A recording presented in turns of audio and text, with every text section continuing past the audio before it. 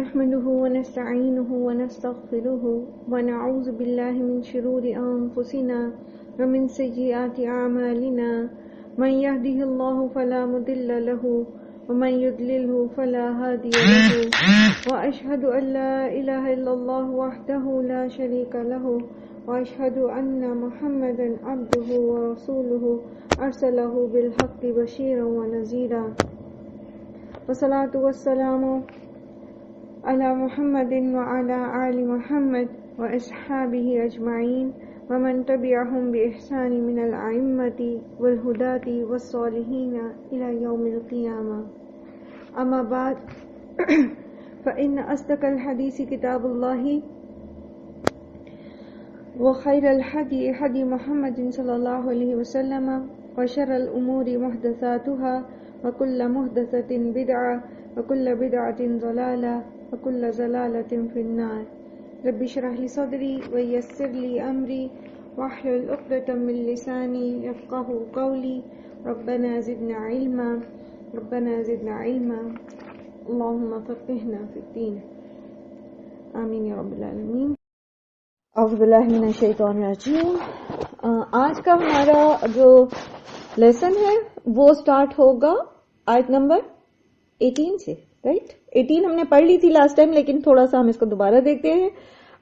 لقد رأى من آیات ربہ الکبریٰ، اور دیکھی یقیناً آپ صلی اللہ علیہ وآلہ وسلم نے اپنے رب کی بڑی بڑی نشانیاں، اور بڑی بڑی نشانیوں میں کیا کچھ دیکھا. جیسے حضرت عبداللہ بن مسعود سے روایت ہے کہ آپ صلی اللہ علیہ وسلم نے سبز فرش کو دیکھا جس نے آسمان کے کنارے کو ڈھانپ رکھا تھا، جہاں سدرۃ المنتہا ہے وہاں پر. اسی طرح آپ دیکھیے جبرائیل علیہ السلام خود اللہ سبحانہ و تعالی کی بڑی نشانیوں میں سے ایک نشانی ہے. پھر اسی طرح اللہ سبحانہ و تعالی نے نبی صلی اللہ علیہ وآلہ وسلم کو جنت اور جہنم کے بھی نظارے کرائے، جہاں تک جس طرح سے اللہ سبحانہ و تعالی نے چاہا تو ان کو غیب کے پردے ہٹا دیے ان کے بیچ میں سے اور ان کو وہ دکھائے. اسی طرح مختلف انبیاء سے ملاقات ہوئی. حضرت ابراہیم علیہ السلام سے ملاقات ہوئی نبی صلی اللہ علیہ وسلم کی، اور ابراہیم علیہ السلام نے کیا پیغام دیا تھا محمد صلی اللہ علیہ وآلہ وسلم کو اپنی امت کے جنت جو ہے اس کی مٹی بہت زرخیز ہے، اور امت کو آپ اپنی امت سے یہ کہیے کہ اس میں وہ درخت اگائے اللہ کے ذکر کے ساتھ، سبحان اللہ والحمد للہ ولا الہ الا اللہ واللہ اکبر کے ذریعے اس میں درخت اگائیں. ٹھیک ہے، تو آپ اپنے لیے محل بنا سکتے ہیں. آپ نے وہ روایت سنی نبی صلی اللہ علیہ وآلہ وسلم کی، جس شخص نے 10 بار قل هو اللہ احد سورۃ اخلاص کی تلاوت کی اس کے لیے جنت میں ایک محل بنا دیا جاتا ہے. اور جو شخص جو ہے وہ چاہتا ہے کہ جنت کے خزانے پائے تو وہ لا حول ولا قوت الا باللہ پڑھے کثرت سے. اور جو شخص یہ چاہتا ہے کہ اس کے لیے جنت میں خوبصورت گارڈنز ہوں، اس کے لان کے اندر خوبصورت درخت لگے ہوں، تو وہ اللہ کی تسبیحات کرے. اسی طرح روایات سے پتہ چلتا ہے جنت میں گھر آپ کو کیسے کیسے ملتا ہے. جب کوئی انسان دوسرے کو ہنسانے کے لیے جھوٹ بولنے سے گریز کرتا ہے تو اس کے لیے جنت میں گھر بن جاتا ہے. یعنی محض صرف کسی کو کے ساتھ اس کو ہنسانے جوک کرنے کے لیے، کوئی پرینک کرنے کے لیے کوئی اس طرح کے جھوٹ وہ نہیں بولتا، وہ چھوڑ دیتا ہے تو اس کے لیے جنت میں گھر ہے. پھر اسی طرح جو شخص جھگڑا ختم کرنے کے لیے اپنا حق چھوڑ دیتا ہے تو اس کے لیے جنت کے وسط میں گھر ہے. سبحان اللہ. تو ہم کتنے گھر بنا سکتے ہیں نا. دنیا میں ایک گھر بنانا اتنا کاسٹلی ہو گیا ہے اور اتنا مشکل ہو گیا ہے کہ اب اپنا گھر بنانا جو ہے وہ انسان کے لیے تھوڑا مشکل دکھتا ہے. جو مطلب یا بڑے گھر بنانا اور جس طرح کا ہمارا دل چاہتا ہے کشادہ. جیسے پہلے بھی ہم نے جنت کی ڈسکرپشن میں جب گھروں کا پڑھا تھا تو ہم نے اس پہ ڈسکس کیا تھا اچھا کیسا گھر چاہیے، کیسا گھر چاہتے ہیں، کس طرح کا. تو میجورٹی جو ہے ان کو بڑے گھر پسند آتے ہیں. بڑے گھر میں بڑے بڑے لش گرینز جو ہیں وہ آگے لانس ہوں اور پھر اس کے اندر فروٹ ٹریز ہوں. پرسنلی مجھے بہت پسند ہے کہ میرے گھر کے اندر پھلدار درخت ہوں، اور اسی طرح لائک چشمہ اور یہ اور وہ جو بھی. تو اب یہ دنیا میں تو پریکٹیکلی پاسبل نہیں رہ گیا انٹل انلیس کہ اللہ تعالیٰ کسی پر بہت ہی فضل کرتا ہے اس معاملے میں کہ اس کو دنیا بہت کشادہ ملتی ہے، اور اس میں بہرحال بہت بڑی آزمائش ہے، جتنا زیادہ انسان کو نعمتیں ملتی ہیں اتنی زیادہ آزمائش ہے. لیکن جنت جو ہمیشہ کی زندگی ہے وہاں ہم کتنے آسانی سے گھر بنا سکتے ہیں. تو ہم سب یہ کوشش کریں کہ کیوں نہ ہم اپنے ڈیلی کے جو اذکار ہیں اس کے اندر آپ کو ہارڈلی میرا خیال ہے 3 منٹ بھی نہیں لگتے یا 4 منٹ بھی نہیں لگتے 10 دفعہ قل هو اللہ پڑھنے میں. قل هو اللہ احد اللہ الصمد لم یلد ولم یولد ولم یکن لہ کفوا احد. کتنے سیکنڈز لگے ہیں؟ تو آپ دیکھیں کہ آپ اس کو 10 ٹائمز پڑھ لیں، سبحان اللہ، آپ کے لیے ایک محل تعمیر ہو جائے گا. اور اللہ کے رسول نے سچ کہا ہے، ہمیں ان پر یقین ہے، یہ ہمارا ایمان ہے. تو کبھی آپ کو اپنا گھر تنگ لگتا ہو، کبھی کوئی ایسی چیز جس کو بہت دل کرتا ہے لیکن اپروچ سے باہر ہے، تو یاد رکھیے جنت میں جو چاہیں گے وہ ملے گا. اور جنت کہیں بہت دور نہیں، ہر شخص کی موت کے ساتھ اس کی جنت، اس کی قیامت جو ہے وہ جڑی ہوئی ہے. تو اللہ سبحانہ تعالیٰ سے ہم دعا کرتے کہ ہاں اللہ تعالیٰ ہمیں جنت الفردوس میں اکٹھا کرے، ہمارے ازواج، ہماری اولادوں، ہمارے ماں باپ، ہمارے بہن بھائیوں اور ہم سب جو قرآن کے ساتھ ایک دوسرے کے ساتھ جڑے ہوئے ہیں، اللہ کی خاطر ایک دوسرے سے محبت رکھتے ہیں. اور اسی طرح حضرت موسیٰ سے ملاقات ہوئی نبی صلی اللہ علیہ وآلہ وسلم کی، جب ایک تو جاتے ہوئے اوپر کی طرف اور مختلف جو آسمان تھے. اس کی اصل میں تفصیل ہم پڑھ کے آئے ہیں سورہ بنی اسرائیل میں، اس لیے میں بہت زیادہ تفصیل میں نہیں جا رہی، لیکن مختصراً ذرا دماغ میں تھوڑی چیزیں تازہ ہو جائیں.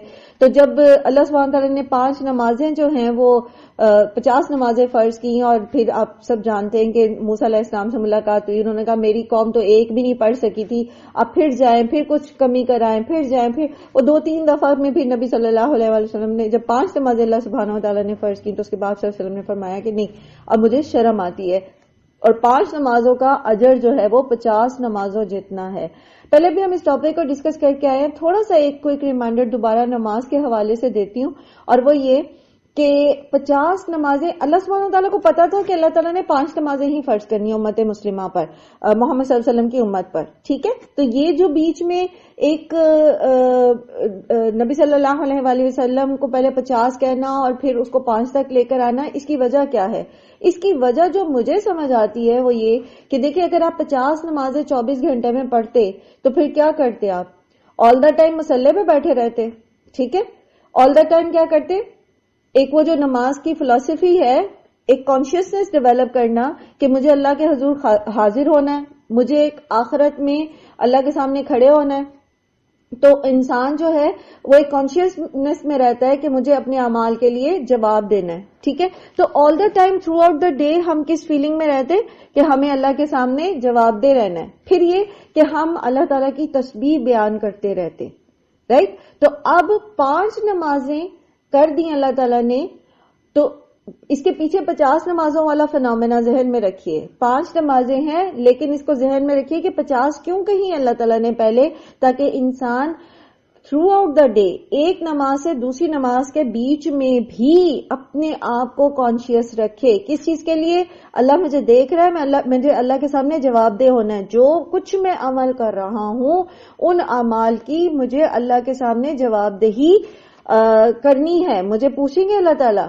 اگر کوئی دکاندار ہے اور وہ نماز پڑھتا ہے مسجد میں، تو اگر وہ ظہر کی نماز پڑھنے گیا ہے تو عصر کے درمیان میں بیچ میں وہ کم تو نہیں کر سکتا. اس کو یہ خوف ہونا چاہیے، یہ خشیت اللہ کی اس کے دل میں ہونی چاہیے کہ میں اگر کم تولوں گا، یا میں اگر ملاوٹ کر کے چیزیں بیچوں گا، یا اگر میں ذخیرہ اندوزی کروں گا، یا میں اگر لوگوں کو جو ہے وہ ان سے ناجائز منافع کماؤں گا، میں نے اللہ کے سامنے جواب دہ ہونا، میں نے عصر کی نماز پڑھنے جانا، ٹھیک ہے. سیکنڈلی کیا کہ اپنی زبان کو اللہ کے ذکر سے تر رکھیں، کیونکہ اگر آپ 50 نمازیں پڑھتے تو آپ سارا ٹائم کیا کرتے؟ اللہ کا ذکر کرتے رہتے نا، حمد اور ثنا بیان کرتے رہتے. تو پھر سارا ٹائم جو ہے اپنے آپ کو اللہ کے ذکر میں مشغول رکھنا ہے. تو 5 نمازیں ہیں لیکن ثواب 50 کا ہے. اور پیچھے فنومینا جو مجھے سمجھ آتا ہے وہ یہی ہے کہ یہ پہلے 50 کا ذکر اسی لیے کیا گیا کہ بی کیئرفل، اور اپنے آپ کو آپ تھرو آؤٹ دا ڈے جو ہے وہ یہی سمجھیں کہ آپ جو ہے وہ عبادت کی حالت میں ہیں. اسی لیے آپ دیکھیں کہ عبادت جو ہے وہ صرف نماز کے رکوع اور سجود نہیں ہے، عبادت ہر معاملے میں ہے. آپ کا لین دین، آپ کی خرید و فروخت، آپ کا میل ملاپ، میل جول، ریلیشن شپس، تمام چیزیں عبادت میں آتی ہیں. تو آپ نے ان کو کیسے کرنا ہے؟ ویسے ہی جیسے آپ نماز پڑھتے ہوئے اپنے آپ کو اللہ کے سامنے حاضر ناظر سمجھتے ہیں کہ اللہ تعالیٰ آپ کو دیکھ رہے ہیں اور آپ اللہ تعالیٰ کے سامنے جواب دہ ہوں گے قیامت کے دن. وہ ایک یہ جو ڈرل ہے نماز کی، یہ بیسیکلی کیا ہے؟ یہ ہمارے لیے کانشیسنس ڈیولپ کرنا کہ دیکھ لو تم نے ایک دن اللہ کے سامنے جانا ہے. ٹھیک ہے، تو ہمیں کیا کرنا ہے؟ تھرو آؤٹ دا ڈے اپنے معاملات کو اسی طرح ڈیل کرنا ہے، لائک جیسے ہم نماز میں اپنے آپ کو کانشیس رکھتے ہیں، اللہ کی خشیت اپنے دل میں رکھنے کی کوشش کرتے ہیں، خضوع و خشوع پیدا کرنے کی کوشش کرتے ہیں. اسی طرح تمام معاملوں میں بھی ہم نے کرنا ہے انشاءاللہ العزیز، اور اللہ کے ذکر سے اپنی زبان کو تر رکھنے کی کوشش کرنی ہے انشاءاللہ. اب ہوتا یہ ہے کہ یہ نماز کی جو اتنی اہمیت ہے اور یہ جو سارے بات ہم سمجھنے کی کوشش کریں، تو ایسا کیوں ہے؟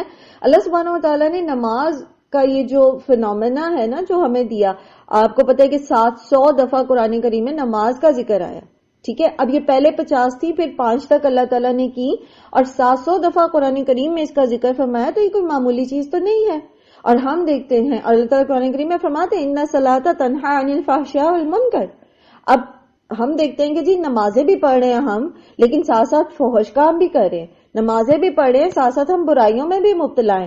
اللہ تعالیٰ تو جھوٹ نہیں کہتے، اللہ کا کلام تو جھوٹا نہیں ہے. وہ کہہ رہا ہے کہ بے شک نماز فحش اور برائی سے روکتی ہے. تو اگر ہماری نمازیں ہمیں فحش اور برائی سے نہیں روک رہی، اس کا مطلب ہے کہ ہمیں نماز کی کوئی فلسفی کا ہی نہیں پتا. ہم نماز پڑھ ہی نہیں رہے، ہم ایک ایکسرسائز تو کر رہے ہیں لیکن اس کا ہمیں فائدہ کوئی نہیں ہو رہا. اور ہو سکتا ہے یہی نماز کل کو ہمارے خلاف حجت بن کے کھڑی ہو جائے کہ نماز پڑھنے کے باوجود، 5 وقت کی نماز پڑھنے کے باوجود ہم کن خرافات میں مبتلا رہے. افرأیتم اللات والعزی. اب یہ لات اور عزی کیا ہیں؟ لات اور عزی جو ہیں یہ ہیں دیویاں جن کی عبادت جو ہے. ان کے علاوہ تیسری کا ذکر ہے وَبَنَاتَ الثَّلَاثَةَ الْأُخْرَى، اور منات تیسری کو جو ہے اس کا ذکر آ رہا ہے یہاں پر. اور یہ کون سی دیویاں تھیں ان کی، اس کو تھوڑا سا دیکھ لیتے ہیں. لات جو ہے اس کا جو مندر تھا یہ طائف میں تھا، اور بنو ثقیف جو ہے وہ اس کے اتنے معتقد تھے. اور پیچھے بھی آپ نے پڑھا نا سورہ بقرہ میں بھی کہ وَمِنَ النَّاسِ مَن يَتَّخِذُ مِن دُونِ اللَّهِ أَندَادًا يُحِبُّونَهُ كَحُبِّ اللَّهِ. وہ تو جو اللہ کے علاوہ دوسروں کو معبود بناتے ہیں تو وہ ان سے ایسی محبت رکھتے ہیں جیسے کہ اللہ سے رکھنی چاہیے. لیکن اللہ تعالیٰ کو تو سورہ انعام میں آپ نے تفصیلاً پڑھا کہ اللہ تعالیٰ کا حصہ تو جو یہ لگاتے تھے مجبوراً، اس میں اگر کوئی کمی ہو جاتی تو اپنے بتوں کے حصے میں سے یہ اس میں کبھی نہیں لگاتے تھے. لیکن اگر بتوں کے حصے میں کوئی کمی بیشی ہو جاتی، کوئی کیڑا لگ گیا، کوئی بارش ہو گئی، کچھ اور مسئلہ ہو گیا، وہ کھیتی کم ہو گئی، تو اللہ کا جو حصہ لگایا ہوتا تھا اس میں سے نکال کے اس کو پورا کر دیتے تھے. یہ ان کی محبت شو کرتی ہے کہ اللہ سے ان کو محبت نہیں تھی، اللہ کے علاوہ انہوں نے جو اپنے معبود بنا رکھے تھے ان سے ان کو بہت محبت تھی. تو ان کی جو محبت لات سے تھی اس کا اظہار انہوں نے تب کیا تھا جب ابراہا جو تھا وہ حملہ کرنے آیا، خانہ کعبہ کو ڈھانے آیا تھا. تو راستے میں جو اس کا مندر بنتا تھا نا، اس کا استھان بنتا تھا لات کا، تو اس سے ڈائیورٹ کیا انہوں نے ابراہ کو. لائک ان کو یہ بھی بلیو رکھتے تھے بنو ثقیف بھی اللہ میں بھی، اور خانہ کعبہ کو بیت اللہ مانتے تھے، لیکن انہوں نے اس کے استھان کو بچایا اور خانہ کعبہ کو کی طرف اس کو ڈائیورٹ کیا اور اس کو راستہ دیا. اور اس کے لیے جو ہے انہوں نے اپنی مطلب ایون وہ کہتے ہیں کہ جو وہ دے سکتے تھے نذرانے وغیرہ ان کو وہ کر آ کے، تو انہوں نے اس سے یہ ایگریمنٹ کیا کہ وہ اس کے استھان کو ہاتھ نہیں لگائے گا. دوسرا عزا جو ہے، اچھا یہ جو لات ہے اس کا یہ کہاں سے ڈیرائیوڈ تھا؟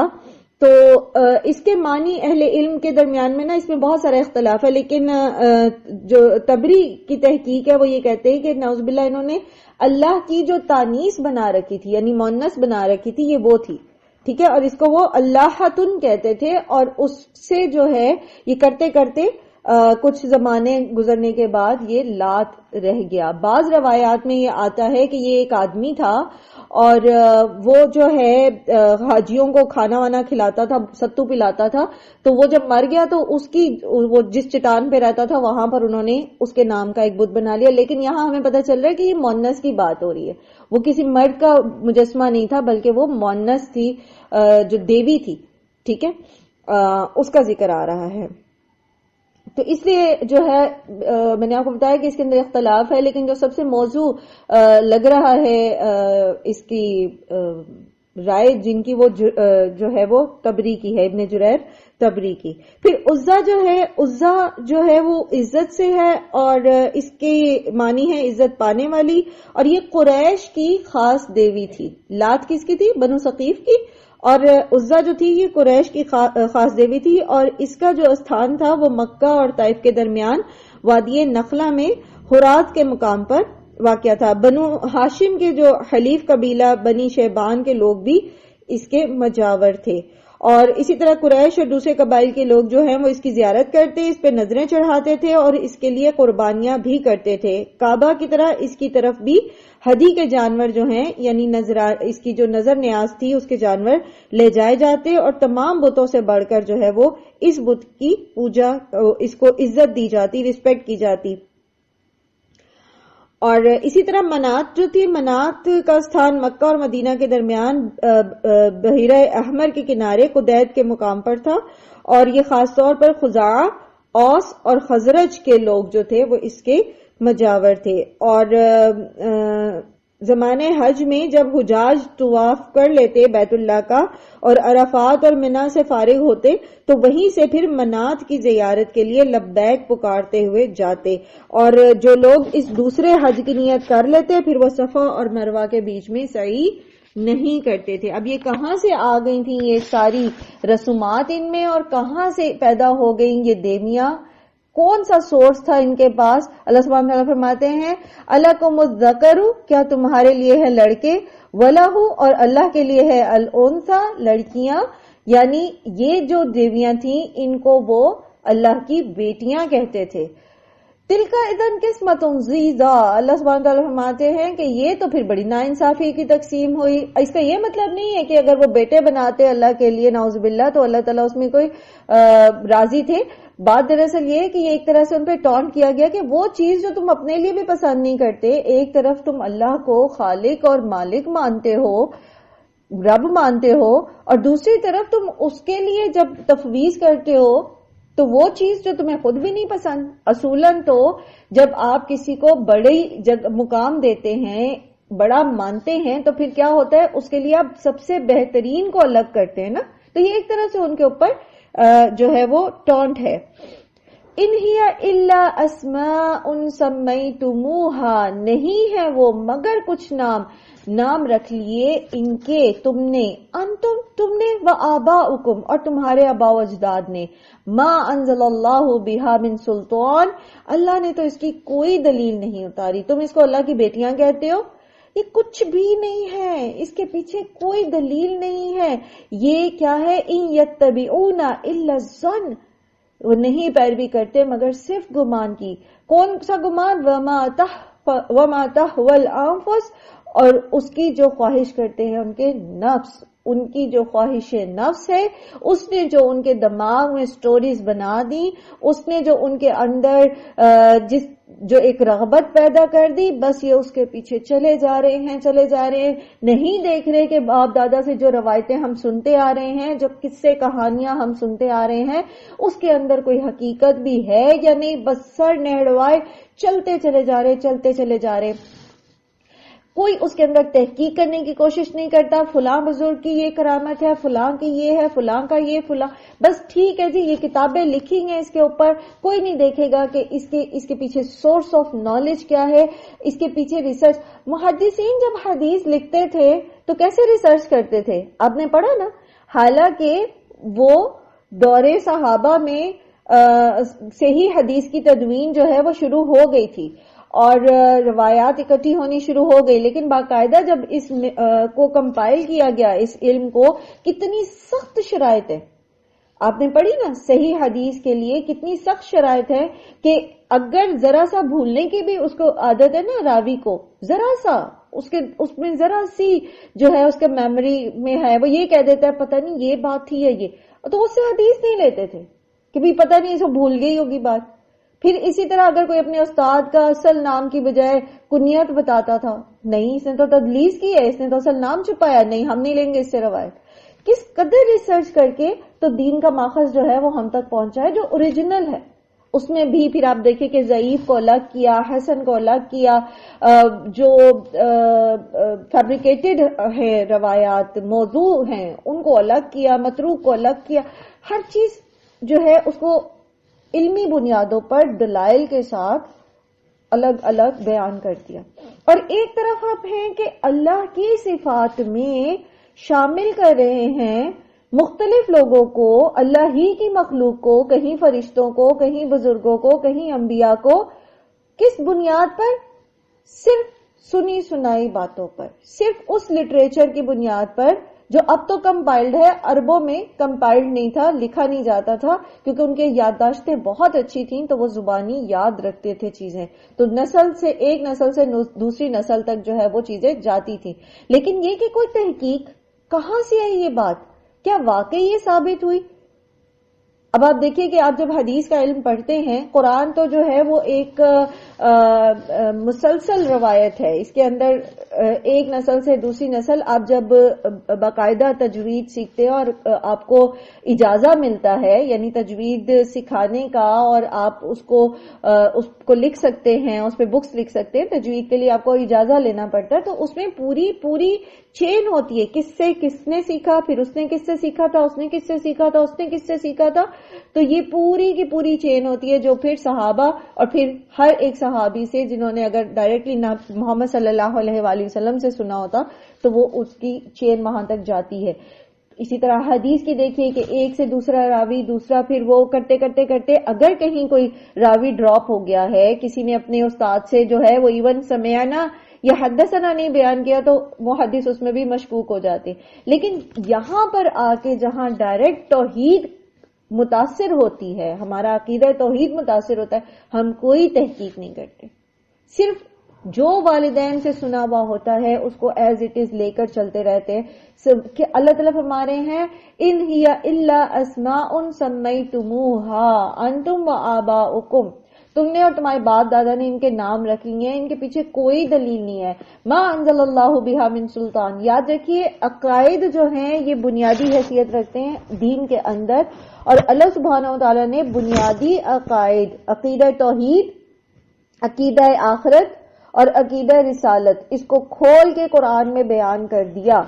ٹھیک ہے، اگر اس میں کہیں پر کوئی گنجائش ہوتی اس طرح کی ہستیوں کو کہ اللہ سبحانہ تعالیٰ نے ان کو بھی کوئی وہ دے رکھی ہے اپنی اس میں سے، اپنی صفات میں سے، اپنی اتھارٹی میں سے، اپنے خزانوں میں سے کوئی اختیار دے رکھا ہے، کوئی بارش برساتا ہے، کوئی اولاد دیتا ہے، کوئی رزق دیتا ہے، کوئی آسانی دیتا ہے، کوئی فتح نصیب کرتا ہے، یہ جو کچھ بھی ہے، کوئی مشکلوں کو آسان کرتا ہے، تو پھر اللہ تعالیٰ اس کا قرآن کریم میں ذکر کرتے. یہ بنیادی چیز تھی، ورنہ پھر صحیح احادیث کی کثرت ملتی ہمیں، صحیح احادیث کی.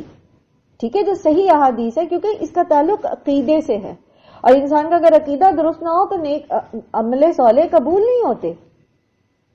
ٹھیک ہے، تو اللہ تعالیٰ کہہ رہے ہیں کہ تمہارے پاس اس کی کوئی دلیل نہیں ہے، بات یہ ہے کہ تم نے صرف اس چیز کی پیروی کی جو تمہاری خواہش نفس ہے. اچھا، باپ دادا کی تقلید کیوں کرتے ہیں ہم؟ حتیٰ کہ معاشرے کے رسم و رواج میں بھی ہم باپ دادا کی تقلید کیوں کرتے؟ کیونکہ ہمیں ان سے محبت ہوتی ہے. ٹھیک ہے، ہم نہیں چاہتے کہ ہم اپنی خاندانی روایات کو توڑیں. اچھا ٹھیک ہے، اگر محبت کا تقاضا نہیں بھی تو بھی کیا ہوگا؟ پیئر پریشر، خاندان کا پریشر، معاشرے کا پریشر، اس سے ہم ڈر جائیں گے. اب آپ خود سوچ سکتے ہیں کہ یہ ساری چیزیں جو ہے، چاہے اس کا تعلق محبت سے ہے، چاہے اس کا تعلق خوف سے ہے، یہ انسان کی خواہش نفس کے پیچھے ہے. اس کا دل نہیں چاہتا کہ وہ لوگ اس کو کچھ کہیں، اس کا دل چاہتا ہے کہ اس کو جس سے محبت ہے وہ بس ان کے طریقے پہ چلتا رہے، انہوں نے جو رواج قائم کیے، اس کا دل چاہتا ہے فلان ٹائم پر فلان نے ایسے کیا تھا تو میں بھی ویسا کروں. تو یہ کیا ہے؟ خواہش نفس. اور ایک دفعہ جب انسان سیدھا رستہ چھوڑ کر خواہش نفس کے پیچھے جاتا ہے نا، تو یاد رکھیے انسان کی نیڈز جو ہیں، ضروریات جو ہے وہ بہت محدود ہیں، ضروریات بہت محدود ہے. لیکن جب وہ خواہشات کے دائرے میں قدم رکھ دیتا ہے تو پھر اس کے لیے کہیں سٹاپ نہیں آتا، پھر وہ ایک کے بعد ایک، چھوٹے سے بڑا، پھر اس سے بڑا، پھر اس سے بڑا، پھر اس سے بڑے کی پیچھے چلتا ہی چلا جاتا ہے. اور شیطان اور انسان کا نفس امارہ اس کو کہیں پر بھی پھر پلٹنے نہیں دیتا اور اس کو مزین کر کے دکھاتا ہے وہ ساری چیزیں جس میں وہ مبتلا ہو جاتا ہے.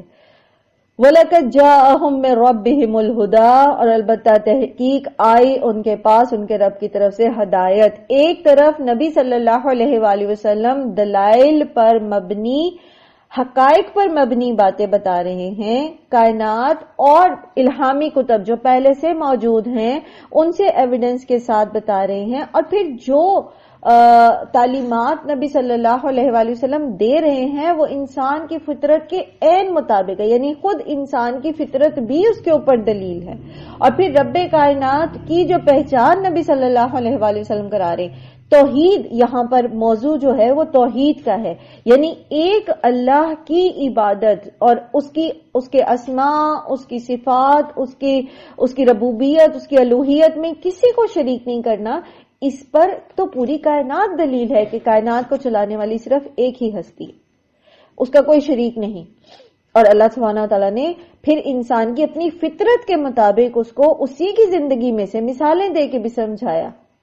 قرآن کریم کے اندر آپ ایسی بہت ساری مثالیں پہلے پڑھ کے آئے نا جو شرک کی نفی میں اللہ تعالیٰ نے دی اور سمجھایا، بتایا. ایک طرف اتنی کھلی ہدایت ہے، اتنے واضح دلائل، اور ایک طرف صرف آباء و اجداد کی پیروی. تو پھر آپ وہی دیکھ لیجئے، تبھی اللہ سبحانہ و تعالیٰ نے ابھی جو آج کا ریمائنڈر تھا ہمارا سورہ انفال آیت نمبر 55 میں فرمایا نا کہ ان شر الدواب عند اللہ الذین کفروا فہم لا یؤمنون. جب اتنی کھلی ہدایت آ جائے سامنے، اتنی واضح، اتنا کھلا جو ہے وہ کیا اس کو آپ کہیں گے، واضح علم آ جائے، دلائل آ جائیں، ثبوت آ جائیں، اور پھر بھی انسان جب چوائس کرنے لگے، چننے لگے راہ، تو وہ اپنے دل کی چاہت دیکھے، اپنے باپ دادا کا طریقہ دیکھے، اپنے معاشرے کا چلن دیکھے اور اس کے پیچھے چل پڑے، محض اس خوف اور اس محبت میں کہ وہ ان سے الگ نہیں ہونا چاہتا، وہ آئسولیٹ نہیں ہونا چاہتے، وہ اپنی اس کمفرٹ زون کو نہیں چھوڑنا چاہتے جو وہ وہاں پر کمفرٹیبل فیل کرتے ہیں ان سارے میں، اس سارے سینیریو میں رہ کے. تو پھر اس سے زیادہ، اسی لیے اللہ تعالیٰ نے کہا نا کہ جانوروں سے بھی بدتر ہے. جانور کو بھی اگر ہانکا جائے، سمجھایا جائے، خاص طور پر جو دابہ ہے یعنی چوپائے ہیں، چوپایوں میں پھر آپ دیکھ لیں کہ جو پیٹس ہوتے ہیں یا جو مویشی جانور ہیں ان کو جب آپ سدھاتے ہیں، ان کی ٹریننگ کرتے ہیں تو وہ سمجھ جاتے ہیں کہ ان کو کس راستے پہ چلنا ہے. وہ پھر غلط دوسرے راستے پہ نہیں جاتے، انہیں پتا ہوتا ہے کہ اگر ہم اس طرح سے اس طرف گئے تو ہمارا مالک جو ہے ہمیں سزا دے گا، یا یہ کہ اس میں ہمارے لیے خطرہ ہے. آپ جب کسی بلی کو یا گھر میں آپ رکھتے ہیں اور اگر اس کا ہاتھ جو ہے وہ کسی گرم چیز کو لگ جاتا ہے تو وہ دوبارہ اس برتن کے قریب نہیں جاتا. وہ بلی جو ہے وہ دوبارہ اس برتن کے قریب نہیں جاتی، اس کو پتا ہوتا ہے کہ اس سے میرا ہاتھ جلا تھا، چاہے اس کے بعد وہ ٹھنڈا بھی ہو گیا لیکن وہ اس کے پاس بھی نہیں جائے گی. تو جانوروں کے پاس اتنا شعور ہے. تو پھر انسان جس کو اشرف المخلوقات بنایا اللہ تعالیٰ نے، جس کے لیے اتنا واضح علم اتارا، وہ صرف اسی لیے بس ایک زندگی میں رہنا چاہتا ہے کہ بس چونکہ وہ اس میں کمفرٹیبل ہے، چونکہ اس کا دل یہ چاہتا ہے. کوئی دلیل آپ کیوں یہ کام کر رہے ہیں؟ جی میرا دل چاہ رہا ہے. کیوں آپ اپنی آخرت کو صرف اپنے دل کے حوالے کر دیں گے؟ وہ چند لمحوں کی چاہت کے حوالے کر دیں گے؟ کبائر میں کیوں مبتلا ہوتے ہیں لوگ؟ خواہش نفس. اسی طرح یہی خواہش نفس انسان سے شرک بھی کراتی ہے اور کفر بھی کراتی ہے. ام للانسان ما تمنا، کیا پھر انسان کے لیے وہ ہے جو وہ تمنا کرے. یہ جو ترجمہ ہے اس آیت کا ایک اور مطلب بھی لیا جا سکتا ہے کہ کیا پھر انسان کو یہ حق ہے کہ وہ جو چاہتا ہے اس کو معبود بنا لے. بات ہو رہی ہے نا جو ان کے آئیڈلز کی بات ہو رہی ہے، جو بت انہوں نے بنائے ہوئے تھے، جو جھوٹے معبود بنائے ہوئے تھے، تو کیا انسان کے پاس یہ چوائس ہے کہ وہ معبود ہی بنا لے دوسرا، اور جس کو چاہے وہ سجدہ کر دے، جس کو چاہے وہ اللہ کے برابر لا کے کھڑا کر دے؟ کیا انسان کو یہ زیب دیتا ہے؟ جبکہ اللہ تعالیٰ نے اس کو آنکھیں دی، کان دیے، دل دیا، عقل، شعور، سوچ سمجھ، اور پھر کائنات میں غور و فکر کی دعوت بھی دی. کیا پھر بھی وہ کیا سمجھتا ہے کہ اس کے پاس اس کو وہ حق بجانب ہے کہ وہ جس کو چاہے الہ بنا دے؟ پھر یہ بھی اس کا مطلب کیا گیا ہے کہ انسان جو ان معبودوں سے اپنی تمنائیں رکھتا ہے، تو کیا جو تمنا وہ ان بتوں سے کرتا ہے، ان جھوٹے معبودوں سے کرتا ہے، کیا وہ اس کو دے سکتے؟ کیا وہ اس کو ملے گا؟ جو وہ وہاں دعائیں کر کے آتا ہے، جو چڑھاوے چڑھا کے آتا ہے، کیا وہ دیتے ہیں اس کو؟ سوچے تو صحیح انسان. فَلِلَّهِ الْآخِرَةُ وَالْأُولَى، تو اللہ ہی کے لیے ہے آخرت بھی اور یہ والی زندگی بھی، یعنی پہلی بھی اور دوسری بھی، دونوں زندگیاں جو ہیں اس میں کس کی حکومت ہے، کس کی قدرت، اس میں قدرت کاملہ چل رہی ہے، کون وہاں پر نعمتیں دینے والا ہے، کون جزا اور سزا دینے والا ہے؟ صرف اللہ. فَلِلَّهِ الْآخِرَةُ وَالْأُولَى. وَكَمْ مِن مَلَكٍ، اور کتنے ہی فرشتے ہیں، فی السماوات، آسمانوں میں، لا تغنی شفاعتهم شیئا، نہ کام آئے گی سفارش ان کی کچھ بھی. یہ تو کہتے تھے نا فرشتے اللہ کی بیٹیاں، اور کسی کا نام انہوں نے لات رکھ دیا، کسی کا عزا رکھ دیا، کسی کا منات رکھ دیا. تو اللہ تعالیٰ کہتے ہیں یہ 3 دیویاں جو تم نے بنا لی، فرشتے، کتنے ہی فرشتے ہیں، ان گنت فرشتے. کتنے فرشتے ہیں؟ جو بیت المعمور کا ذکر آپ نے پڑھا تھا، جو بیت اللہ جو مکہ میں ہے، اس کے بالکل اوپر جو ہے آسمان دنیا پر بیت المعمور ہے، جہاں پر فرشتے جو ہیں وہ طواف کرتے. ایک وقت میں 70,000 فرشتے طواف کرتے، اور جس فرشتے نے، جب سے اللہ سبحانہ و تعالیٰ نے بیت المعمور مقرر کیا اور جب سے وہ فرشتے طواف کرے، ایک بار جس فرشتے نے طواف کر لیا اس کے بعد اس کی باری نہیں آئی. اتنے فرشتے. کم من ملک. اچھا، اس کے بعد ایک اور روایت میں نبی صلی اللہ علیہ وآلہ وسلم فرماتے ہیں کہ آسمان چرچرا رہا ہے، اور حق ہے کہ آسمان چرچرائے، کیونکہ نبی صلی اللہ علیہ وسلم نے یہ بھی بتایا تھا نا کہ معراج کے سفر پر انہوں نے یہ آواز جو ہے آسمان کے چرچرانے کی سنی تھی. تو میں نے آپ لوگوں کو ایک دفعہ کہا بھی تھا کہ گوگل کریں، وہاں پر آپ کو ملے گی انچینٹنگ وائس آف دا اسکائز یا یونیورس. وہ آپ لکھیں گے نا تو آپ کو وہ آواز ملے گی بھی، جو ناسا نے ریکارڈ کی ہے کہ یونیورس میں ایک آواز ہے، وہ وہاں پر ایک مخصوص آواز آتی ہے.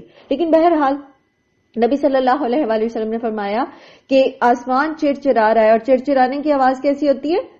جیسے اگر کسی لکڑی کے پلنگ پر آپ بیٹھے یا کرسی پر، تو ایک دم سے ایک آواز آتی ہے نا، چرچراہٹ اس کو بولتے ہیں، تو وہ والی آواز. آپ سے نے فرمایا حق ہے کہ وہ چرچرائے، کیونکہ بالشت بھر بھی کوئی جگہ ایسی نہیں ہے جہاں پر کوئی فرشتہ جو ہے وہ اللہ کے حضور سجدے میں نہ پڑا ہو.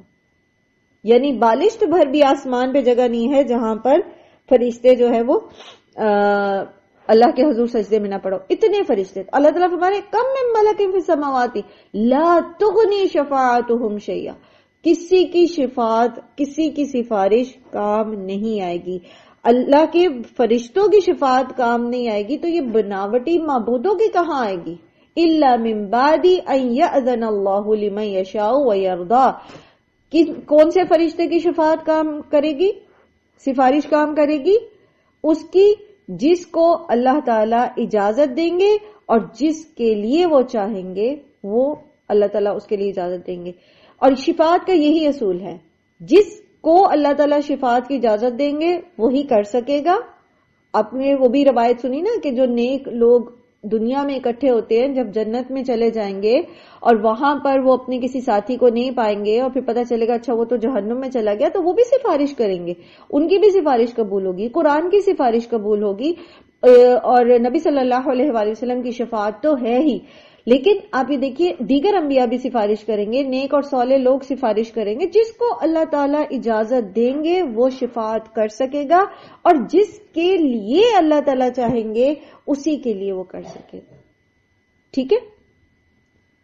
تو ان کے بناوٹی معبودوں نے اور ان کی سو کالڈ جو ان کی من پسند ہستیاں ہیں ان کا وہ کہاں سٹینڈ کرتی ہیں، جبکہ اللہ کے فرشتے بھی خود بخود جو ہے وہ سفارش نہیں کر سکتے کسی کی. ان الذین لا یؤمنون بالآخرۃ، بے شک وہ لوگ جو نہیں ایمان لاتے آخرت پر، لیسمون، البتہ وہ نام رکھتے ہیں، الملائکۃ، فرشتوں کے، تسمیۃ الانثی، فرشتوں کے نام عورتوں جیسے.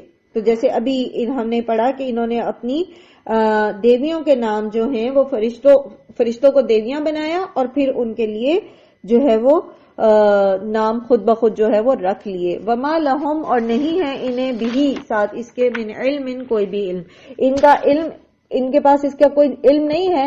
ان یتبعون الا الظن، یہ تو محض ایک گمان کی پیروی کرتے ہیں، خود من گھڑت چیز. گمان کیا ہوتا ہے بیسیکلی؟ جس کا انسان کے پاس بظاہر کوئی ایویڈنس نہیں ہوتا، وہ اس کا ذہن کی ایک اختراع ہوتی ہے. تو یہ اپنی ذہنی اختراعوں کی ذہن ان کے دماغوں نے جو کچھ گھڑ لیا یہ اسی کے پیروی کریں. وَإِنَّ الظَّنَّ لَا يُغْنِي مِنَ الْحَقِّ شَيْئًا، اور بے شک گمان حق کے مقابلے پر کچھ بھی کام نہیں آتا. ایک طرف حق اور سچ ہے جو محمد صلی اللہ علیہ وآلہ وسلم لے کر آئے، توحید کا پیغام لے کر آئے اور آخرت کے دلائل دیے، اور یہ بتایا اور سمجھایا. جتنی بھی توحید سے ریلیٹڈ مثالیں ہیں نا سب مکی صورتوں میں. ٹھیک ہے؟ مکی صورتوں کے اندر شرک کو نیگیٹ کرنے کے لیے اللہ سبحانہ تعالیٰ نے مختلف مثالوں کے ساتھ جو ہے وہ سمجھایا. تو ایک طرف حق ہے اور ایک طرف محض ان کا خیال ہے، ان کی خواہش نفس ہے، ان کی ذہنی اختراع ہے. ایسا ہو سکتا ہے، یہ ہوا ہوگا، ایسا ہوا ہوگا، کوئی دلیل نہیں ہے، کچھ بھی نہیں، محض قصے کہانیاں. تو اللہ تعالیٰ فرماتے ہیں وَإِنَّ الظَّنَّ لَا يُغْنِي مِنَ الْحَقِّ شَيْئًا، بے شک گمان جو ہے وہ حق کے سامنے ٹک نہیں سکتا، کچھ بھی کام نہیں آ سکتا.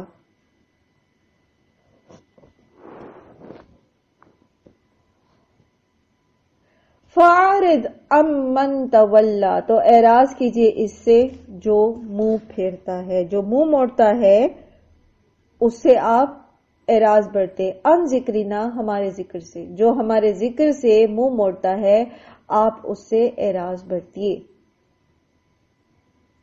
وَلَمْ، اور نہ، یرد، وہ چاہے، الا الحیات الدنیا، مگر یہ کہ دنیا کی زندگی. ایسا شخص جو محض دنیاوی زندگی کو پسند کرتا ہے، دنیا کی زندگی چاہتا ہے، وہ ہمارے ذکر سے منہ موڑتا ہے تو آپ بھی اس سے اعراض برتیے. اور یہاں پر آپ دیکھیے کہ ایک بات سمجھا دی گئی ہے، اور وہ یہ کہ جو شخص کسی بھی دعوت کو قبول کرنے کے لیے تیار نہیں، حق کو ماننے کے لیے تیار نہیں، اور اس کی وجہ اس کی بنیاد پرستی ہے. ٹھیک ہے؟ ایسا نہیں ہے کہ اس کے پاس کوئی لاجک ہے، اس کے پاس کوئی دلیل ہے، بلکہ محض جو اس کا باعث پن ہے، اور اس باعث پن کے پیچھے وہ سیکیور کس کو کر رہا ہے؟ اپنی دنیاوی زندگی کو. کیونکہ اگر وہ اس تعصب سے باہر نکلتا ہے تو پھر اس کو اپنی دنیا کی زندگی میں کچھ چیزوں کے اوپر کمپرومائز کرنا پڑے گا. وہ جو حلال بنائے بیٹھا ہے، وہ جو نفع کما رہا ہے، وہ جو فائدے اٹھا رہا ہے، اس کو چھوڑنے پڑیں گے. تو وہ تعصب کے خول کے اندر رہتا ہے اور کبھی بھی آپ حق کو ماننا نہیں چاہتا. تو ایسے شخص کو پھر آپ جو مرضی قرآن کی آیات سنا دیجئے، احادیث اس کے سامنے رکھ دیجئے، اگر جب تک وہ خود نہیں چاہتا اور اللہ کی طرف سے اس کے لیے ہدایت نہ ہو وہ بات نہیں مانتا. تو پھر ایسے لوگوں سے اعراض برتنا چاہیے، دور سے ہی قالو سلامہ. ٹھیک ہے، یہ ہے کہ آج کے دور میں ابلاغ کی جو حکمتیں ہیں دین کے ابلاغ کی، اس میں سب سے پہلی چیز یہ ہے کہ لوگوں کو اللہ کا تعارف کرانا چاہیے. ٹھیک ہے، فقہی جو معاملات ہیں بہت سارے، ابھی مجھ سے بات کیا، کسی کا میسج آیا تو ان سے بات ہو رہی تھی کہ لوگ جوائن کرنے کے بعد کلاس کو چھوڑ کیوں دیتے ہیں. تو انہوں نے کہا جب فقہی امور میں وہ کوئی فرق دیکھتے ہیں، کوئی اختلاف دیکھتے ہیں تو وہ چھوڑ جاتے ہیں. تو بات یہ ہے کہ فقہ بعد میں آتی ہے، عقیدہ پہلے آتا ہے، توحید پہلے آتی ہے. پہلے شہادتین کہیں گے ہم، اشہد ان لا الہ الا اللہ وحدہ لا شریک لہ واشہد ان محمدا عبدہ ورسولہ. اس کے بعد فقہ کی باری آتی ہے، اور فقہ میں گنجائش ہوتی ہے. فقہ میں جو ہے وہ اتنی ریجڈنس نہیں ہے، الا یہ کہ کوئی بالکل ہی غلط بات کر رہا ہو. ادروائز مختلف اگر کسی کے پاس صحیح دلیل ہے تو اس میں گنجائش ہے. دین جو ہے وہ ایک کشادہ دین ہے. اسلام جو ہے اس میں اتنی سختی نہیں ہے، لیکن لوگ چونکہ اپنے تعصب سے نکلنا نہیں چاہتے، وہ سمجھتے ہیں کہ بس جو ہمیں پتا ہے وہی درست ہے اور جو دوسرا کہہ رہا ہے وہ غلط ہے، یا جو دوسرا کہہ رہا ہے جو انہوں نے بریکٹ میں اس کا نام رکھ دیا یا اس میں انہوں نے اس کو فٹ کر رکھا ہے کہ نہیں اس کی تو بات سننی نہیں، تو پھر وہ کیا کرتے ہیں، جو بہت ساری خیر وہ سیکھ سکتے ہیں، بہت ساری چیزیں وہ سمجھ سکتے ہیں، وہ اس سے بھی محروم رہتے ہیں. تو تعصب، جس کے دماغ میں تعصب ہوتا ہے وہ کبھی بھی حق بات کو نہیں مانتا. تو ایسے لوگوں سے پھر بحث نہیں کرنی چاہیے. ہاں، آپ ان کو اللہ سبحانہ و تعالیٰ کے جتنا بھی قریب کر سکے، اللہ کی محبت ان کے دل میں جگا سکے اللہ کی نعمتوں کے ذریعے. اور یہ ابلاغ کی حکمتیں ہیں، یہ ہر مبلغ کو آنی چاہیے کہ اللہ کا تعارف بہترین طریقے سے انہیں کروائیں، اللہ سے ان کو جوڑیں. تو پھر انشاءاللہ العزیز آگے فقہ ہو یا دیگر معاملات ہوں وہ خود بخود ان کے لیے آسان ہو جاتا ہے. پھر ڈوز بھی آسان ہو جاتے ہیں اور برائی چھوڑنا بھی آسان ہو جاتا ہے. ذالک، یہی ہے، مبلغہم، انتہا ہے ان کی، من العلم، علم میں سے، یعنی ان کی وہ ان کے پاس آپ صلی اللہ علیہ وآلہ وسلم کی تعلیمات کو نگیٹ کرنے کے لیے اور کوئی دلیل نہیں ہے سوائے اس کے ان کا تعصب اور یہ کہ وہ اپنی دنیا کی زندگی کو چھوڑنا نہیں چاہتے. مبلغہم من العلم کیا ہے؟ دنیا کی زندگی پر کمپرومائز نہیں کرنا چاہتے. علم میں بہت علم ہے ان کے پاس، لیکن کیا ہے؟ دنیاوی. اکنامکس میں پی ایچ ڈی کر رکھی ہے، میڈیکل میں خوب پڑھے ہوئے ہیں، بہت زیادہ بڑے جو ہیں وہ سائنٹسٹ ہیں، لیکن جو علم کا مبلغ ہے، جو علم کا سورس ہے، محض دنیا کمانے کے لیے. یہی سارے علوم جو ہے، آپ کو پتہ ہے ہر علم کی اصل جو ہے وہ اللہ سبحانہ و تعالی ہی کی طرف سے ہے، چاہے وہ معاشیات ہے، چاہے وہ آپ کی سیوکس ہے، چاہے وہ میڈیکل سائنس ہے، چاہے وہ سوشیالوجی ہے، وٹ ایور. جو بھی سبجیکٹ ہے، جو بھی علم ہے، اس کی بنیاد، اس کی اصل اللہ سبحانہ و تعالیٰ کی طرف سے. لیکن جب ہم اس کو محض دنیا کمانے کے لیے اور محض دنیا کی خاطر سیکھتے ہیں تو پھر وہ ہمارے اندر تکبر تو پیدا کرتی ہے، تعصب تو پیدا کرتی ہے، حق کو پہچاننے کی بصیرت ہمیں نہیں دیتی. اسی لیے وہ جو ہم دعا پڑھتے ہیں نا کہ اللہم اقسم لنا من خشیتک ما تحول به بیننا وبین معاصیک، اس کے آخر میں ہم اس چیز کی پناہ مانگتے ہیں نا کہ اللہ تعالی ہمیں دنیا کو ہمارا مبلغ علم نہ بنا، یعنی ہم دنیا ہی کی خاطر علم سیکھنے والے نہ ہو، بلکہ جو بھی علم ہم سیکھتے ہیں حلال رزق کمانے کے لیے، اس علم کو ہم ایسے سیکھیں جس سے ہمارے دل کی بھی آنکھیں کھلیں، ہماری بصیرت بھی زیادہ ہو اور ہم اپنے رب کو پہچان سکے اور پھر اپنے رب کے احکامات کو اپنی زندگیوں میں انفرادی طور پر بھی اور اجتماعی طور پر بھی اس کو امپلیمنٹ کر سکے. ان ربک هو اعلم بمن ضل عن سبیلہ، بے شک آپ کا رب وہ زیادہ بہتر جانتا ہے کہ کون اس کے راستے سے ہٹا ہوا ہے، وہو اعلم بمن اہتدی، اور وہی زیادہ جانتا ہے کہ کون ہدایت پر ہے۔ ایک طرف مشرکین مکہ ہیں، ایک طرف محمد صلی اللہ علیہ وآلہ وسلم اور آپ صلی اللہ علیہ وآلہ وسلم کے اصحاب ہے۔ اسی طرح ہر دور میں ایک طرف مسلم ہے، ایک طرف کفر ہے، ایک طرف اسلام ہے، ایک طرف کفر ہے اور شرک ہے۔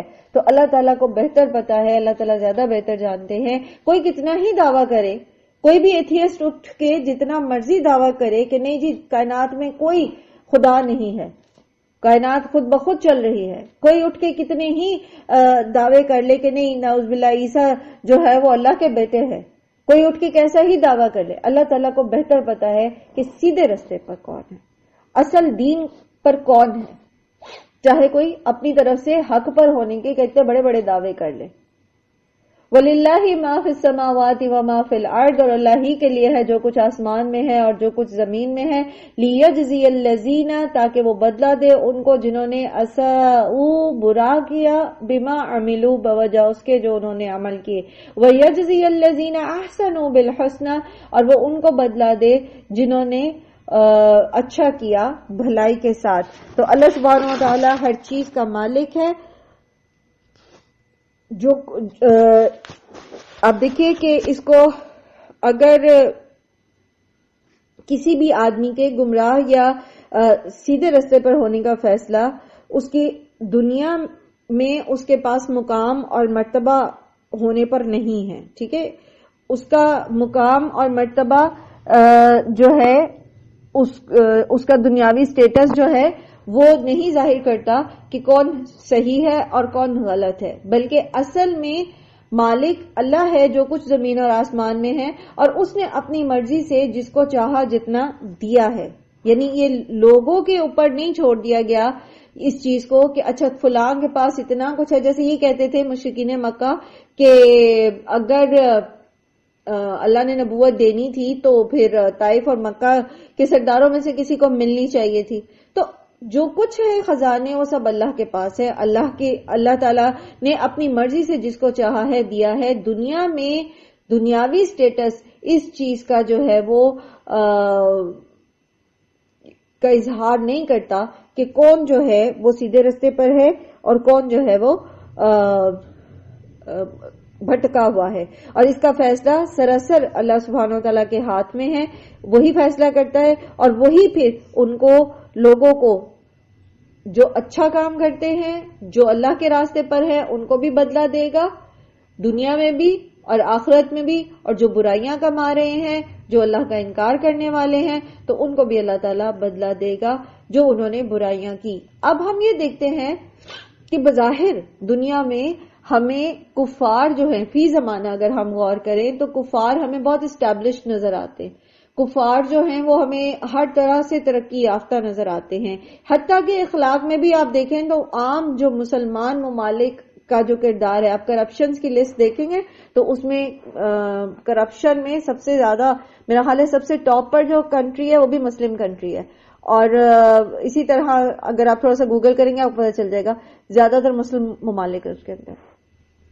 تو کرپشن اور ان چیزوں میں بھی ہم دیکھتے ہیں کہ نان مسلم کنٹریز جو ہیں وہ ہم سے اخلاق اور کردار میں بھی آگے ہیں۔ تو ان کو جو دنیا میں نعمتیں ملی ہوئی ہیں، دنیا میں جو ترقیاں ملی ہوئی ہیں، اللہ سبحانہ و تعالیٰ کسی کے ساتھ ظلم نہیں کرتے، وہ محنت کریں گے، انہوں نے دنیا کمانے کے لیے محنت کی اور انہوں نے اپنے اخلاق کو سنوارا، وہ اچھے کام کرتے ہیں، وہ چیریٹی کرتے ہیں، وہ انصاف، سب سے بڑی چیز انصاف، ان کا عدالتی نظام بہت بہترین ہے، انصاف پر مبنی ہے، تو پھر کیا ہے اللہ تعالیٰ نے ان کو دنیا میں ہی بدلہ دے دیا، آخرت میں ان کے لیے کچھ نہیں ہے۔ اور جہاں تک تعلق اللہ والوں کا ہے جو ایمان لاتے ہیں اور نیک اعمال کرتے ہیں تو اللہ تعالیٰ ان کی بھلائیوں کا، ان کی اچھائیوں کا دنیا میں بھی جس کو جتنا چاہتا ہے بدلہ دیتا ہے، اور آخرت میں بھی وہی دے سکتا ہے، کوئی اور نہیں دے سکتا۔ الذین یجتنبون کبائر الاثم، اور وہ لوگ جو اجتناب کرتے ہیں بڑے گناہوں سے، والفواحش اور بے حیائی سے، الا اللمم سوائے چھوٹے چھوٹے گناہوں کے، ان ربک واسع المغفرہ بے شک آپ کا رب جو ہے وہ وسیع مغفرت والا ہے، هو اعلم وہ زیادہ بہتر جانتا ہے، بکم تمہیں، اذ انشاکم جب اس نے پیدا کیا تمہیں، من الارض زمین سے، و اذ انتم اور جب تھے تم، اجنہ جنین، فی بطون امہاتکم اپنی ماؤں کے پیٹوں میں، فلا تزکوا انفسکم تو نہ تم اپنے آپ کو پاک ٹھہراؤ، هو اعلم بمن اتقى وہ زیادہ بہتر جانتا ہے کہ کس نے تقوی اختیار کیا۔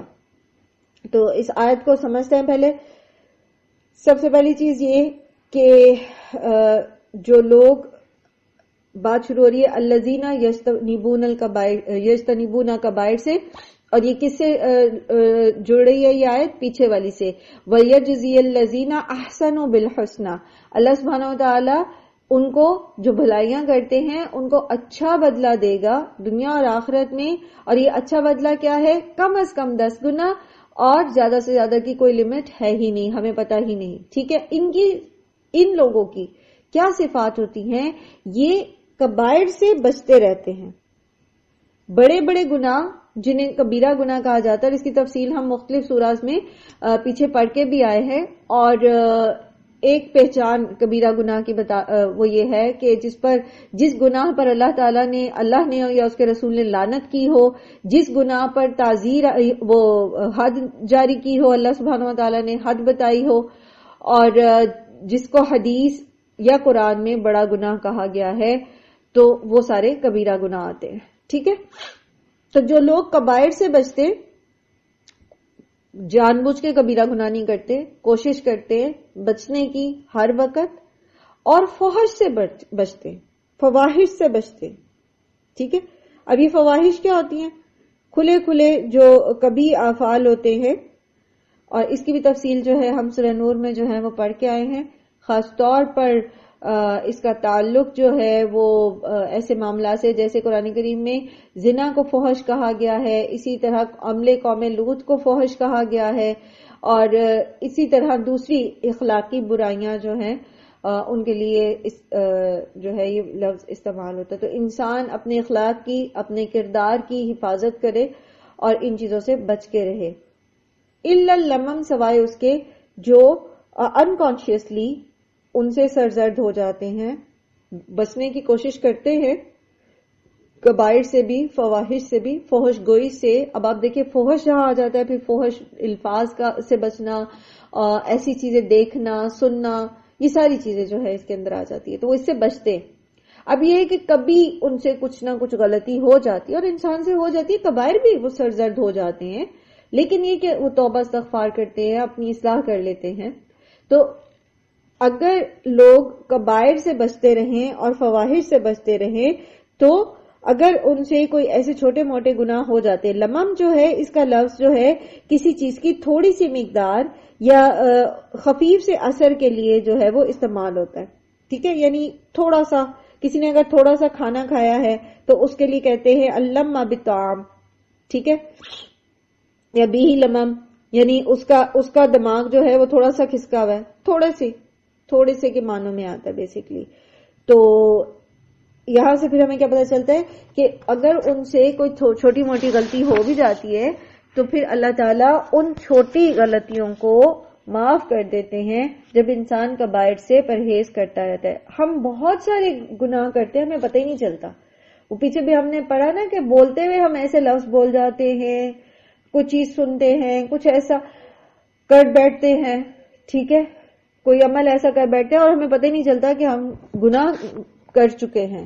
تو اگر ہم کوشش کر کے کبائر سے بچتے ہیں، فواحش سے بچتے ہیں، تو پھر ان کو اللہ تعالیٰ ایسے ہی معاف کرتا چلا جاتا ہے۔ یعنی اگر ہمیں پتہ ہی نہیں ہم نے گناہ کیا تو ہم ظاہر استغفار بھی نہیں کرتے، ٹھیک ہے۔ اسی لیے تو جو استغفار کرتے ہیں تو پھر اس میں ہم یہ بھی پڑھتے ہیں نا کہ اللہ تعالیٰ میرے وہ گناہ بھی معاف کر دے جو مجھے پتہ ہے، اور وہ بھی جو مجھے پتہ ہی نہیں کہ میں گناہ کر بیٹھی ہوں۔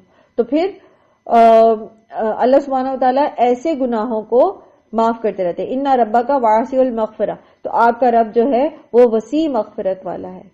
تو اللہ سبحانہ وتعالیٰ غفور الرحیم ہیں، اور اللہ تعالیٰ معاف کر دیں گے، اور اللہ تعالیٰ کی رحمت سے ہمیں امید ہے کہ وہ صغیرہ و کبیرہ گناہ ہمارے معاف کر دے. لیکن اللہ تعالیٰ کہ یہ مغفرت، یہ رحمت، یہ ایسوسیٹ کس چیز کے ساتھ کریے کہ کچھ پارٹ بندے کو بھی کرنا چاہیے. اپنی سی کوشش تو کریں کبائر سے بچنے کی، فواحش سے بچنے کی. اب اپنی تو بن چاہیے پوری کرتا رہے انسان، اور اینڈ پہ یہ کہے کوئی نہیں اللہ بڑا غفور الرحیم ہے. بے شک اللہ غفور الرحیم ہے، لیکن ایٹ لیسٹ بندے کو اپنا پارٹ تو ادا کرنا چاہیے نا. اوفو بیعہدی اوفی بیعہدکم، بھی تم اپنا وعدہ پورا کرو، اللہ تعالیٰ اپنا وعدہ پورا کریں گے. اور ہم نے اللہ تعالیٰ سے وعدہ کیا کیا؟ جب ہم نے لا الہ الا اللہ پڑھا تو ہم نے اللہ تعالیٰ سے وعدہ کیا کہ اللہ تعالیٰ آپ ہی کی مانیں گے، صرف آپ ہی کی مانیں گے. اب آپ دیکھیے کتنا افسوس ہوتا ہے اس چیز کو دیکھ کر. فحش کی ہم نے کیا ڈیفینیشن بنا لی ہے. جب ہم اگر اپنے میڈیا کو دیکھیں، ہم کیا دیکھتے ہیں، کیا سنتے ہیں؟ ناچ گانا، عجیب و غریب قسم کی ڈریسنگ، اور پتہ نہیں کہاں سے یہ ساری چیزیں آ گئی. نہ وہ اسلامک کلچر ہے، نہ وہ پاکستان کا کلچر ہے، ایون انڈو پاک کا، برے صغیر کا یہ کلچر نہیں رہا. اب یہ پتہ نہیں کہاں سے یہ ساری چیزیں آ گئی، اور ہم اس کو فحش نہیں مانتے، اور ہم بھی بڑے چھوٹے میڈیا پہ چل رہے ہیں. وہ چاہے سانگز ہیں، چاہے وہ میوزک ہے، چاہے وہ ڈریسنگ ہے، چاہے وہ ایسے ڈائلاگز ہیں، چاہے وہ سٹوری، کیا ہے بھئی؟ اور پھر کیا ہے؟ اللہ بڑا غفور الرحیم. بے شک وہ غفور الرحیم ہے، لیکن کبائر سے بچنے والے اور فواحش سے بچنے والے کی جو جان بوجھ کے ان چیزوں میں انڈلج ہے، چاہے وہ رسومات کے نام پر ہو، چاہے وہ کسی وہ سو کالڈ مجبوری انسان اس کو کہے. اللہ بہتر جانتا ہے نا کہ کون کتنا مجبور تھا کس معاملے میں. ہمیں بہرحال اپنی کوشش پوری کرنی چاہیے کہ ہم اگر اللہ سبحانہ و تعالیٰ کی رحمت کے حقدار بننا چاہتے ہیں، اگر ہم اس کی مغفرت کے حقدار بننا چاہتے ہیں، ٹھیک ہے انسان سے غلطی ہو جاتی ہے، گناہ ہو جاتا ہے، توبہ استغفار کا دروازہ اللہ نے کھلا رکھا ہے، لیکن کوشش تو کریں نا کہ بھئی ہم نے بچنا ہے. اس کو ٹھنڈے پانی کی طرح پیتے تو نہ چلے جائیں اور پھر اینڈ پہ ڈکار لیں اور کہیں جی کوئی نہیں، خیر ہے، اللہ بڑا غفور الرحیم. یہ تو الٹا ہم اللہ سبحانہ و تعالیٰ کی صفات کو اپنے گناہوں کے اوپر گواہ بنا لیتے ہیں. اللہ تعالیٰ فرما رہے ہیں هو عالم بکم اذ انشأکم من الارض، وہ تمہیں تب سے جانتا ہے جب تمہیں اس نے زمین سے پیدا کیا. آدم کو جب مٹی سے بنایا تب سے آدم کی پشت میں جتنی نسل انسانی تھی، اللہ سبحانہ و تعالیٰ کو پتا ہے کس نے کہاں کب پیدا ہونا ہے، اللہ نے کس کو کہاں پیدا کرنا ہے، اس نے کیا اعمال کرنے، اللہ تعالیٰ جانتے. وَإِذْ أَنْتُمْ أَجِنَّةٌ فِي بُطُونِ أُمَّهَاتِكُمْ، اور جب تم اپنی ماؤں کے پیٹوں میں جنین تھے، ابھی تمہیں کچھ پتہ ہی نہیں تھا کہ تم کون ہو، تب سے وہ تمہیں جانتا ہے، اور تب سے وہ جانتا ہے کہ تمہارے اعمال کیا ہوں گے، تمہارے اخلاق اور کردار کیا ہوگا. فَلَا تُزَكُّوا أَنفُسَكُمْ، تو تم اپنے آپ کو، اپنے نفسوں کو پاک نہ ٹھہراؤ. اپنی پاکیزگی کا جو ہے وہ دم نہ بھرتے رہو، ہر وقت اپنی پاکیزگی کے دعوے نہ کرتے رہو. اور یہ بات ہم سورہ نور میں بھی تفصیل سے پڑھ کے آئے تھے نا، کہ اپنے آپ کو پاک کہنا، اپنی نیکی کا پرچار کرتے رہنا، یہ اللہ تعالیٰ کو پسند نہیں ہے. کیوں؟ کیونکہ پاکیزگی اور نیکی اس کی توفیق دیتا کون ہے؟ اللہ سبحانہ و تعالیٰ. اللہ سبحانہ و تعالیٰ توفیق نہ دے. سورہ نور میں بھی آپ نے یہ پڑھا تھا نا کہ اگر اللہ تعالیٰ نے توفیق نہ دی ہوتی تو تم میں سے کوئی بھی اس فتنے سے بچ نہ سکتا، اور جتنا بڑا تم نے گناہ کیا تو کوئی بھی جو ہے وہ اس چیز سے جو ہے بری ذمہ نہ ہو سکتا. ایک اور جگہ اللہ تعالیٰ فرماتے کہ الم تر الی الذین یزکون انفسهم بل اللہ یزکی من یشاء ولا یظلمون فتیلا. سورہ نساء آیت نمبر 49، کہ کیا آپ نے دیکھا ان لوگوں کو جو اپنی نفسوں کی پاکیزگی کا پرچار کرتے، بلکہ یہ اللہ ہے جو جس کو چاہتا ہے پاک کرتا ہے، اور ان پر ایک فتیلے کے برابر بھی، ایک دھاگے کے برابر بھی جو ہے ان کے ساتھ ظلم نہیں کیا جائے گا. تو اللہ سبحانہ و تعالیٰ کی توفیق ہی ہوتی ہے جب انسان جو ہے وہ برائی سے بچ سکتا ہے اور اچھائی کر سکتا ہے، نیکی کر سکتا ہے، ورنہ انسان کا نفس اور شیطان تو اس کو بہت دور تک بھٹکائے. تو اگر ہم سے کوئی نیکی ہم کر بیٹھتے ہیں، نیکی کر ہی لیتے ہیں، اگر ہم برائیوں سے بچ رہے ہیں، تو اس میں کوئی ہمارا کوئی تیر نہیں ہے کہ ہم اپنے آپ کو جو ہے سپیریئر سمجھے اور اس کو جو گناہ کر بیٹھا ہے اس کو ہم جو ہے وہ انفیریئر قرار دینا شروع کر دیں. اللہ تعالیٰ کو بہتر پتا ہے کہ کون زیادہ متقی ہے. اسی طرح اس چیز کو سخت ناپسند کیا گیا ہے کہ انسان خود اپنی نیکی کا پرچار کرے. جیسے نبی صلی اللہ علیہ وآلہ وسلم نے محمد بن عمرو بن عطا کہتے ہیں میں نے اپنی لڑکی کا نام برا رکھا. برا کہتے ہیں نیک کو، ٹھیک ہے. تو مجھ سے حضرت زینب بنت ابو سلمہ نے فرمایا کہ رسول صلی اللہ علیہ وآلہ وسلم نے اس نام سے منع فرمایا. خود میرا نام بھی برا تھا، تو آپ صلی اللہ علیہ وسلم نے فرمایا کہ تم اپنی برتری اور پاکی آپ نہ بیان کرو، تم میں سے نیکی والوں کا علم پورے طور پر اللہ ہی کو ہے. لوگوں نے کہا کہ پھر ہم اس کا کیا نام رکھیں؟ تو فرمایا زینب رکھ دو، ٹھیک ہے. حضرت ام سلمہ کی بیٹی تھی نا حضرت زینب، ان کی بات ہو رہی ہے. پھر اسی طرح مسند احمد میں نبی صلی اللہ علیہ وآلہ وسلم کا ارشاد ہے کہ آپ صلی اللہ علیہ وسلم کے سامنے کسی نے ایک شخص کی بہت تعریفیں بیان کی تو آپ نے فرمایا افسوس تو نے اس کی گردن ماری. کئی مرتبہ یہی فرما کر ارشاد فرمایا کہ اگر کسی کی تعریف ہی کرنی ہو تو یوں کہو کہ میرا گمان فلاں کی طرف ایسا ہے. حقیقی علم تو اللہ ہی کو ہے. پھر اپنی معلومات بیان کرو، خواہ کسی کی پاکیزگی بیان کرنے، خود کسی کی پاکیزگی بیان کرنے نہ بیٹھ جاؤ. اور اسی طرح ایک اور روایت آتی ہے ابو داؤد اور مسلم میں کہ ایک شخص نے حضرت عثمان رضی اللہ عنہ کے سامنے ان کی تعریف بیان کرنی شروع کر دی. اس پر حضرت مقداد بن اسود رضی اللہ عنہ نے اس کے منہ میں مٹی بھرنی چاہیے اور فرمایا کہ ہمیں اللہ کے رسول صلی اللہ علیہ وآلہ وسلم کا حکم ہے کہ تعریفیں کرنے والوں کے منہ میں مٹی بھر دو. تو یہ جو تعریف ہے، ٹھیک ہے، کسی کے منہ پہ خاص طور پر تعریف اور اپنی تعریفیں اور اپنی نیکی کا پرچار اور اپنی صرف نیکی دین کے اس میں نہیں، اچھائیوں کا، اپنی اولاد کی، اپنے خاندان کی بڑائیاں بیان کرنا، یہ سخت ناپسند ہے. اللہ تعالیٰ کو سخت ناپسند ہے. کتنی کہ اللہ کے رسول صلی اللہ علیہ وسلم کا ایسے شخص کے منہ میں مٹی بھر دو. اور اس چیز کا بھی ہمیں خیال رکھنا چاہیے کہ ہم ایک دوسرے کے منہ پر تعریفیں نہ کریں.